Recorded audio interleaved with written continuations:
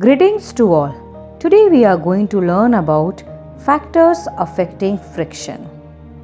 The force of friction depends upon first, the nature of the surfaces in contact with each other, and second, the weight of the object.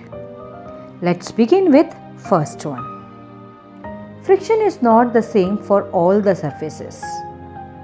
Friction depends on the smoothness or roughness of the two surfaces which are in contact with each other. When the two surfaces in contact are smooth, then the friction between them will be small because the interlocking of smooth surfaces is less. While when the two surfaces in contact are very rough, then the friction between them will be very large because the interlocking of very rough surface is too much. Let us understand this with the help of an activity. Make an inclined plane on a table.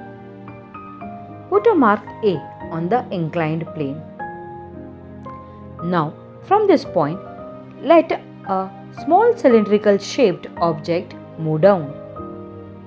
You will see that it reaches to a particular point and then stops.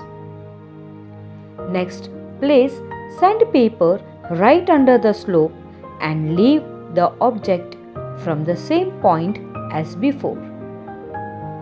What do you observe? You will see that the distance covered by the object is lesser in the second case. This is because rough surfaces have more friction while smooth surfaces have less friction.